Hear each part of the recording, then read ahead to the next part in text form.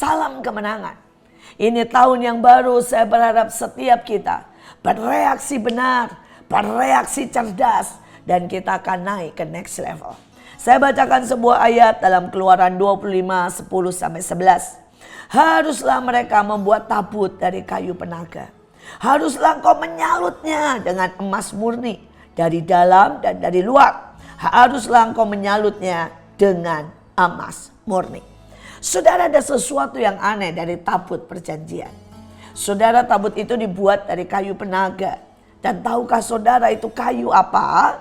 Itu adalah kayu, saudara, yang juga dipakai untuk menjadi ikat daripada kepala Yesus yang penuh duri. Saudara, kayu penaga itu artinya, saudara, sangat mengerikan. Saudara, itu artinya adalah cambuk duri. Karena dari saudara sulur-sulurnya keluar sangat banyak duri. Dan durinya sepanjang 12 cm. Saudara, ini juga artinya adalah orang yang menimbulkan kesalahan. Menimbulkan kerugian besar. Orang yang sangat menderita. Saudara, ini juga artinya adalah penderitaan besar. Bagaimana mungkin tabut perjanjian dibuat dari kayu yang artinya adalah kesulitan, penderitaan, masalah, kerugian, bahkan cambuk berduri. Bagaimana mungkin? Tapi Tuhan menyuruhnya, menyalutnya dengan emas, luar dan dalam. Apa artinya? Seberapapun hidup kita, mungkin kita adalah cambuk duri bagi banyak orang. Artinya kita seringkali menyakiti orang. Mungkin kita seperti landak yang kemanapun menusuk orang. Saudara, mungkin kita adalah orang yang merugikan. Dan hidup kita benar-benar memalukan dan sangat penuh dengan penderitaan.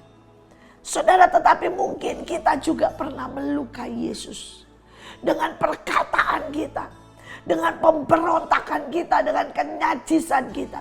Kita diampuni berapa kali pun kita berpikir negatif. Kita selalu marah dengan Tuhan. Kita bagaikan duri yang menusuk kepala Yesus. Tapi hari ini Yesus berkata, aku tetap punya perjanjian dengan engkau. Biarkah aku menyalutnya dengan emas. Biarkan aku menyalut hidupmu yang kotor, yang najis, yang melukai banyak orang. Biarkan aku merubahnya menjadi tabut perjanjian. Di mana orang akan melihat ada sebuah janji, ada sebuah kemurahan, ada pengampunan, ada masa depan, ada kasih, ada keselamatan. Saya berdoa setiap kita merenungkan ini. Biarkan Tuhan mulai menyalut kita yang di dalam dengan emas. Mungkin berapa banyak dari kita hari ini sedang sangat dilukai. Bagaimana kita membiarkan Tuhan menyalut kita dengan emas? Lepaskan pengampunan. Pengampunan tidak pernah merubah orang yang menyakiti kita. Pengampunan tidak pernah menguntungkan orang yang menyakiti kita. Tetapi pengampunan merubah hidup kita. Pengampunan membuat kita disembuhkan. Pengampunan merubah masa depan kita. Saudara, saya sudah melayani sangat banyak. Setiap anak yang tidak mengampuni orang tuanya. Mungkin orang tuanya pemarah, mungkin orang tuanya pemukul, mungkin orang tuanya berzina. Cepat atau lambat dia akan menjadi seperti orang tuanya. Tetapi setiap anak yang mengampuni orang tuanya, sebejat apapun orang tuanya, maka anak itu pasti berubah. Tiba-tiba kutuk itu putus pada waktu seorang anak mengampuni orang tuanya. Saudara, saya sudah melayani ribuan orang. Ketika engkau tidak mengampuni, maka engkau tersiksa. Engkau menjadi orang yang terus dihantui dengan trauma, dengan apa yang dilakukan oleh orang yang menjahatimu.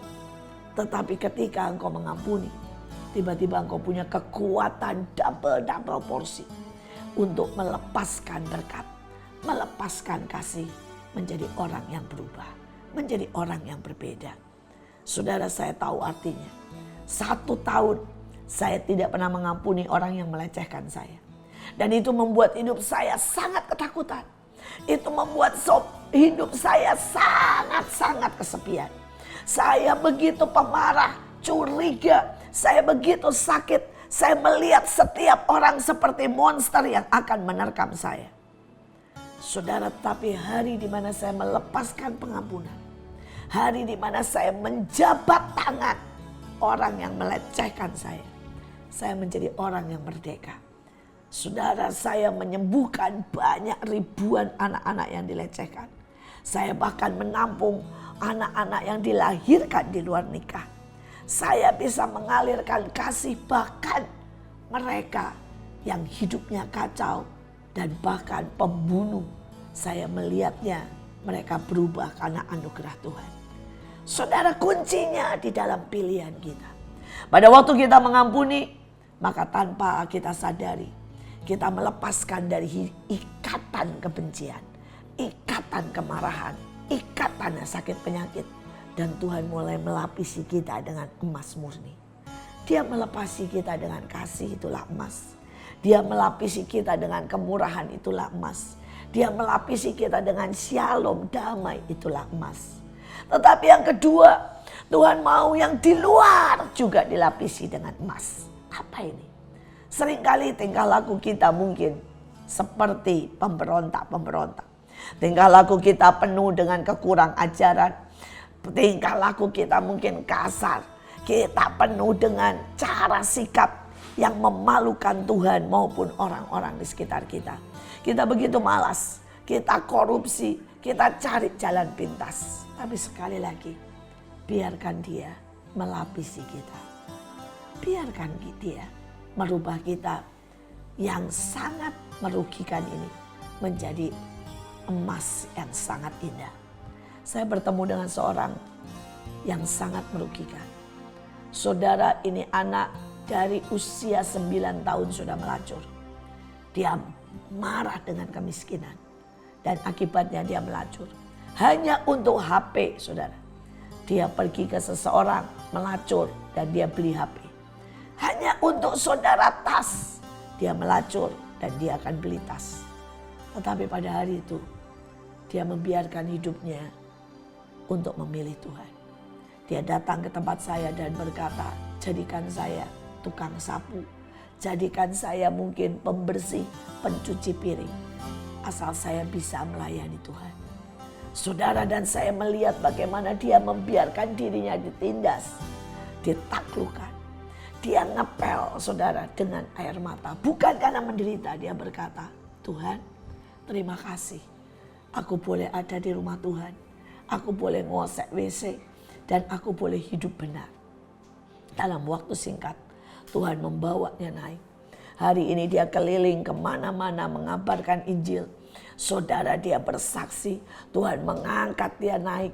Dia dari satu mimbar kepada mimbar. Dia memenangkan ribuan anak muda. Tiba-tiba, saudara, pelacur ini dilapisi emas. Menjadi tabut perjanjian. Menjadi sebuah janji keselamatan bagi banyak orang. Tiba-tiba menjadi janji kemurahan. Menjadi berkat keajaiban buat banyak orang. Jangan biarkan hidupmu tinggal dalam keadaan sebagai kayu penaga. Sebagai cambuk yang melukai banyak orang. Merugikan, mengenaskan. Hidup dengan kerapuhan yang luar biasa. Tapi biarlah hidupmu dilapisi dengan emas. Jangan biarkan hidupmu melukai Tuhan dengan marah, curiga. Dan engkau selalu berontak dan berkata, kenapa Tuhan biarkan? Dia Tuhan yang baik. Alkitab berkata dia tidak pernah merencanakan satu pun hal yang jahat atas hidup kita. Tapi dialah yang merubah semua yang direncanakan iblis. Dia rubah, iblis menyodorkan kehancuran. Yesus menyodorkan kemurahan. Iblis menyodorkan kebencian. Dia menyodorkan kasih. Iblis menyodorkan kematian. Dia menyodorkan kehidupan. Tapi maukah kita ada di tangannya dan membiarkan dia menyalut kita luar dan dalam dengan emas murni.